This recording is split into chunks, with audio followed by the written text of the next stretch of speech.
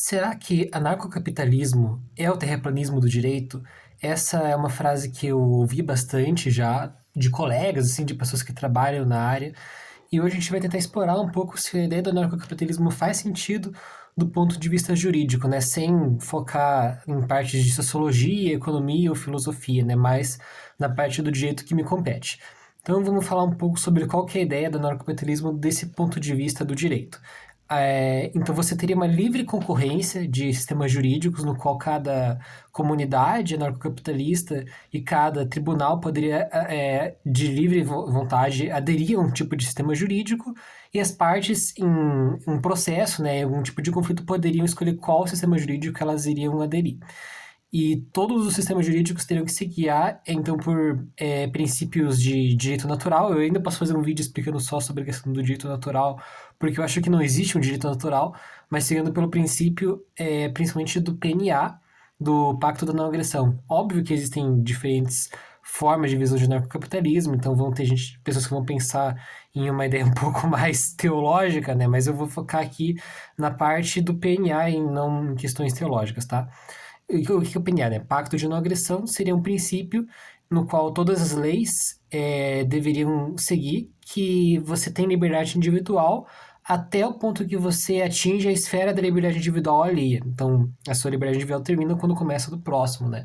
Então, basicamente, todas as leis iam se guiar por esse princípio, todos os ordenamentos jurídicos teriam que seguir esse princípio.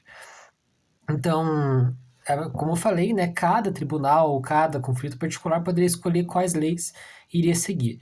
E por mais estranho que isso pareça, isso já existe, na verdade, né? Isso não é uma coisa que seja uma criação dos narcocapitalistas.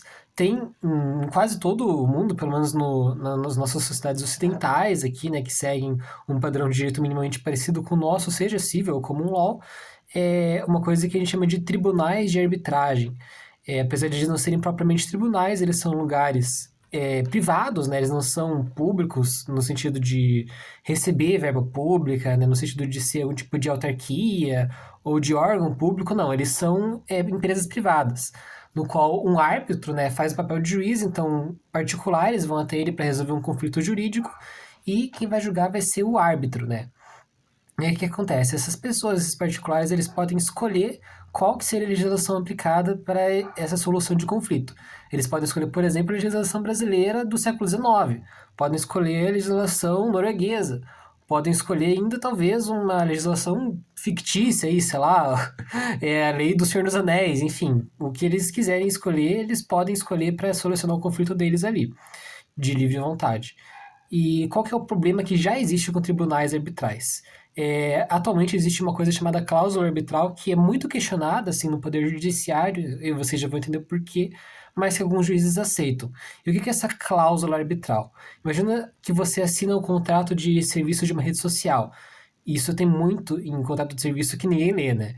Lá vai ter uma cláusula no contrato, né, dentro das 800 páginas aí para você criar uma conta no Facebook, por exemplo, e uma das cláusulas vai ser que você renuncia a qualquer direito de processar eles na justiça comum. Se você quiser resolver algum conflito com eles, vai ter que ser no tribunal de arbitragem de escolha deles. Então, por que isso é problemático? Imagina que você ganha muito dinheiro do Facebook como uma empresa privada, né, de arbitragem, porque todos os conflitos do Facebook vão ser resolvidos lá.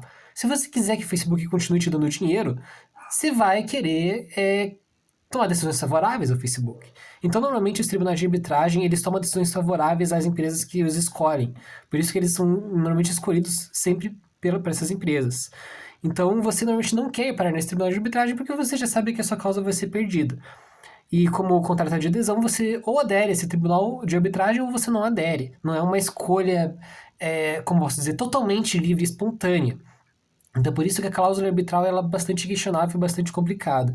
Então, os tribunais de arbitragem já têm esse problema hoje, né? Que as pessoas raramente têm a opção de poder, de fato, escolher se vão parar lá ou não, e acabam indo para lá porque ou eles aceitavam essa escolha, ou eles simplesmente não conseguiam exercer aquele serviço, né? Ou comprar aquele produto. E é assim que as pessoas são coagidas a entrar nos tribunais privados hoje em dia, né? E mesmo assim, quando a gente fala em escolha de sistemas jurídicos, o que acontece, né? Tribunal de arbitragem não tem recurso. A não ser que seja dentro do próprio tribunal, mas eu desconheço qualquer tribunal de arbitragem que faça isso. Se quiser, também não teria nenhum problema a princípio, mas você não pode recorrer da decisão de um tribunal de arbitragem, porque você ia estar pegando uma decisão que foi através de um acordo de particulares de ser julgado naquele tribunal e vai estar levando para a justiça comum, você não pode fazer isso, né? O conflito acaba ali no julgamento do tribunal de arbitragem. Já na justiça comum, o que acontece? Você tem um julgamento por um juiz e você discorda, daí você faz o quê? Você recorre.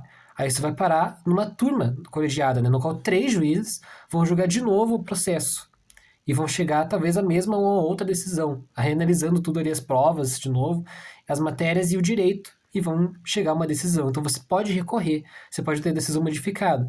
E depois disso você ainda pode questionar as matérias de direito, né? Você não pode mais discutir prova ou fatos, mas você pode discutir os direitos dentro do STJ e dentro do STF. Então, isso falando de direito civil especificamente, né? Ou até direito penal mesmo. Então você ainda pode recorrer ali. Na justiça privada, não. E por que que isso existe além, né, da questão de ser um tribunal privado? Porque como que você vai pegar, por exemplo, você está sendo julgado pela lei dinamarquesa e você vai recorrer para um tribunal que julga usando a lei brasileira?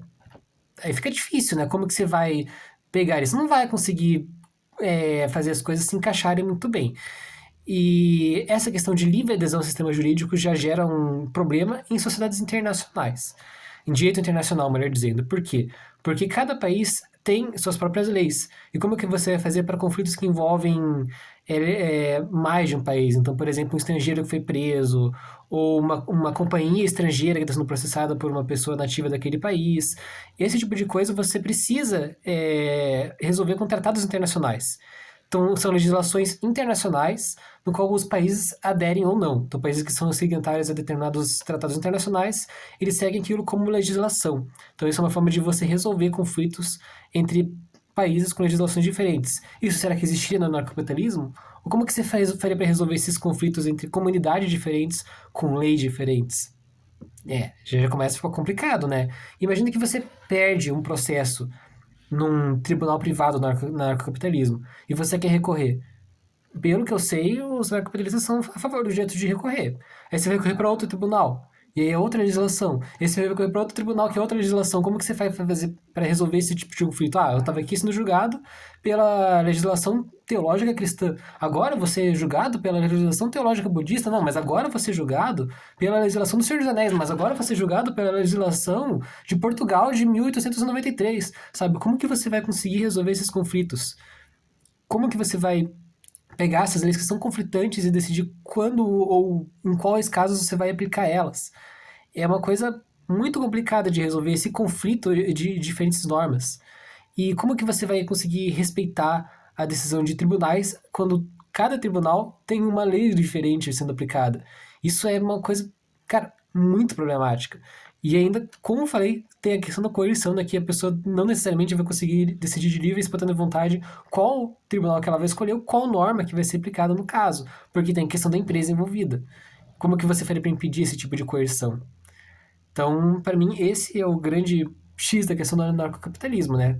Porque se cada comunidade, cada tribunal tem leis diferentes, como que você vai fazer para resolver os conflitos de normas que existem em ter essas legislações diferentes e para aplicar elas também, né? Porque tem essa questão que uma vez que a norma, uma vez que um julgamento é decidido, a norma tem que ser aplicada. Então aquela pessoa ela tá devendo dinheiro, ela tem que ter os bens executados para pagar a dívida, ou aquela pessoa foi condenada à prisão, ela tem que ser presa. Então esse tipo de coisa ainda tem que a execução da lei que vai ser uma outra parte complicada que vai divergir de um local para o outro. E eu ainda posso fazer um vídeo falando só sobre direito natural, porque, cara, direito natural é uma coisa bem espinhosa também. Bom, eu vou ficando por aqui. Se inscreva no canal, ative o sininho, um abraço e até mais.